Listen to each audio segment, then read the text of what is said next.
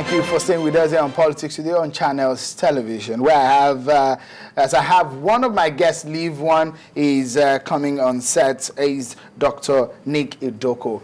Thank you for joining us on the program. Yeah. Well, I'm so fortunate to have 3 PhD holders on my program. It's interesting, Mr. Chima Enaji, though a legal practitioner and a political science, analyst, is also holding a PhD. Thank you for staying with us, gentlemen. We're still talking about Southwest politics. And today, there are jitters in some quarters and some jubilation in some other quarters. The PDP has, well, the APC learned their lessons, but the PDP is taking jubilations around the region over their victory in Ekiti State. They were in Osun State with the governor-elect in Ekiti State leading the trail, saying, well, they are ready to take on the southwestern region. From Ogun, they came to Lagos, and there was a massive turnout of PDP supporters in Lagos, and they had a campaign. And their major plan for the region is to take all the states in the region. There was this report that I filed in earlier in the week. Take a listen.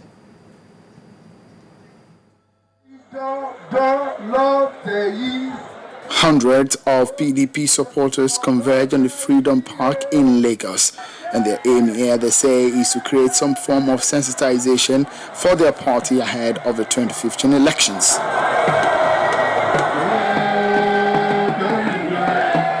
In the party colors, the supporters took to singing and dancing, and as prominent leaders of the party, majorly of the Southwest, arrived, loud cheer greet their presence.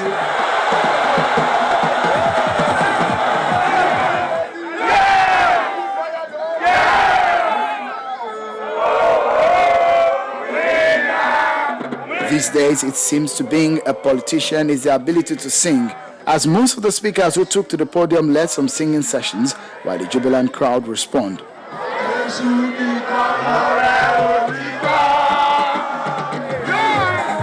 Their aim here is simple, to win over the southwestern state. There is a wind of change blowing across Yoruba land, and Lagos will not be an exception. The Ekiti State Governor-elect, Dr. Fayose's presence is perhaps a boost to the PDP in the region, as the party now believes its winning aura could rub off on the party in other states. We are doing it in Ekiti.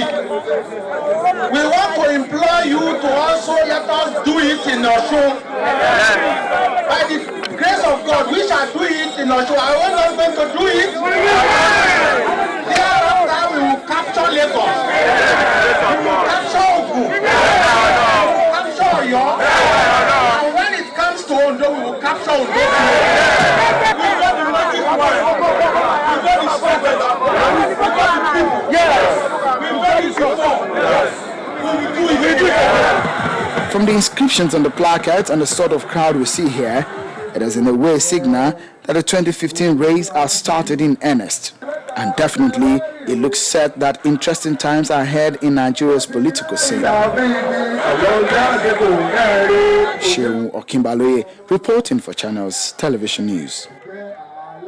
It's a plan to do it again. That's what the PDP wants to do in southwest Nigeria. They want to take, like you heard them, from Ekiti State that they've won, they want to take all other states in the southwest. And that's what we've been talking about, the intrigues and the interesting scenario that is playing out in the region. Well, let me start with you, Dr. Idoko. What do you make of this twist that we can see now? Lesson from Ekiti State. Now, for the PDP, it's like a springboard for them, that if we can win Ekiti, we can do it all. Well, there may be that euphoria, on the part of PDP to say that because they've done it in Ekiti, they can do it elsewhere, including Ogun, Oyo, Osun, Ondo, and even Edo states. But I think it's a euphoria which is understandable, but it doesn't define the character of the election that will come. In Osun State, yes, the terrain might look the same, but the persons, who play the politics are not the same. Aregbesola, for instance, is not the same as Fayemi. And he is a different kind of politician. A politician that knows his strategies, a politician that wants to deploy all the things he has learned. Because when you come to look at the two individuals, they are just the offsprings of Lagos state politics. You know, they are foot soldiers of Tinubu. And Tinubu sent them to these states, you know, to carry out a mission to take over the entire Southwest, which had actually been broken during Abiola's time. Abiola tried to bring the Southwest into the mainstream politics of Nigeria. And of course he died. What do you call him? President Obasanjo carried on with that. And you know that in 1999, when President Obasanjo came the first time, the Southwest people rejected him.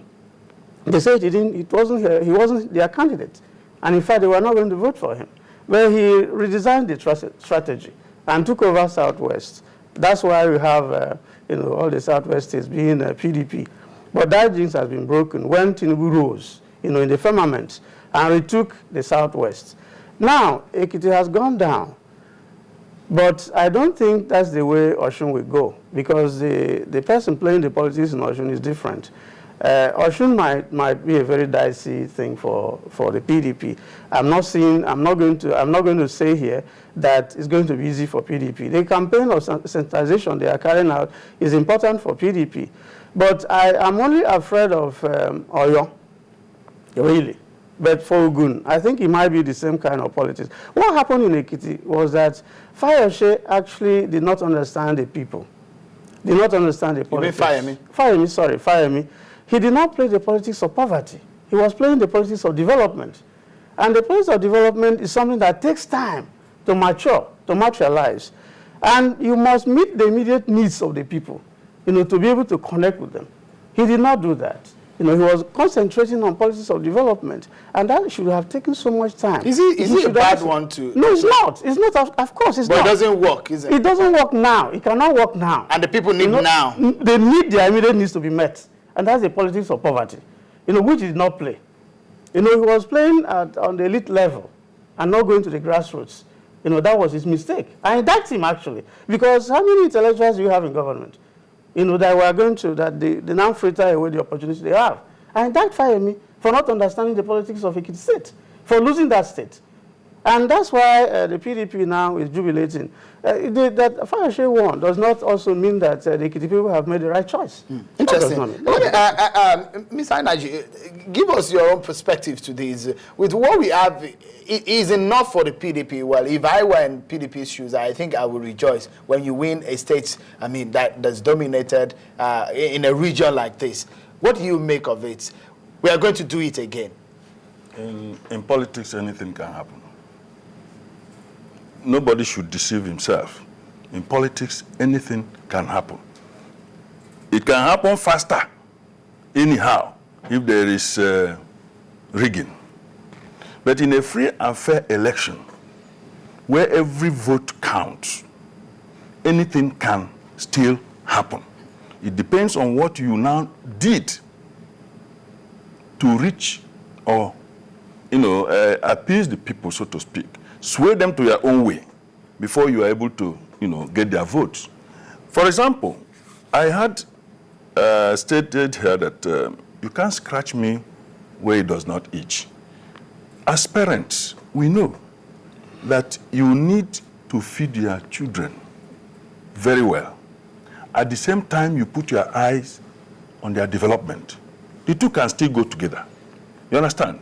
Now, if you are carrying, doing a dual carriageway or 4-lane expressway, when the people are materially deprived on account of that huge investment, with all the, you know, the Nigerian factors, because contracts are not very straightforward in this country. Nowhere.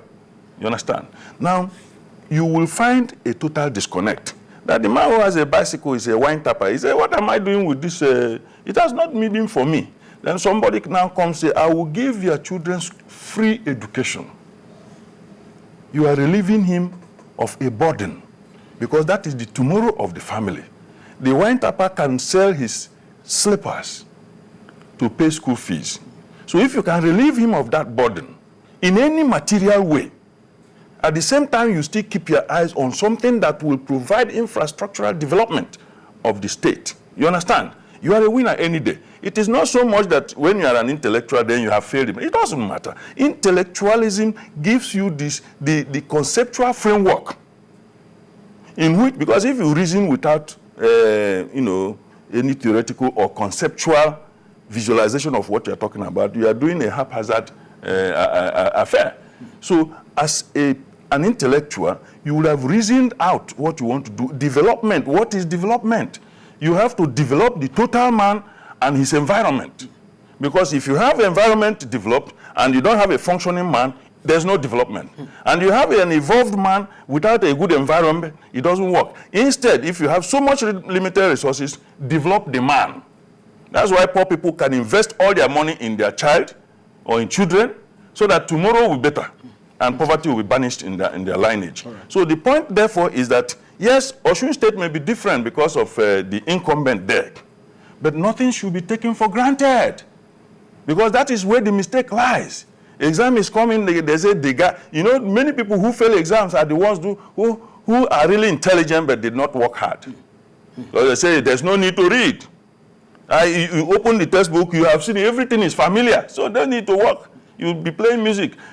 I will once say that there was nothing remarkable about him compared with his peers, except that while they were going to night parties, he was burning the night candles, trying to fashion out how best to reach the people and touch their lives. I don't know whether I get the point. Sure. No difference, but it's approach. So the man in Osun State may also be a grassroots man as it is being presented, but like I said, it is the vote that will count. Because the other man, seeing that you are dealing with somebody who is also a grassroots man, by whatever definition, may also go grassroots, because they reported that Omishore himself was chewing corn. He was a former deputy. He was chewing corn in the streets. Yeah? So if you say he's a born again, and what do you need? When Saul was going to Damascus to attack Christians, he took a reversal of Saul to become Paul. And he later became one of the most crusading Christian. Like you said, so in politics, yes, anything can happen. But so you must do the hard work and work well. Not just hard work. All right. Work well. Let's go for another short break. And when we return, tides are high. Things are changing. But where will it swing? We're going into Osun politics, Lagos politics, and we're dwelling on the Southwest politics. It's Politics Today on Channels Television.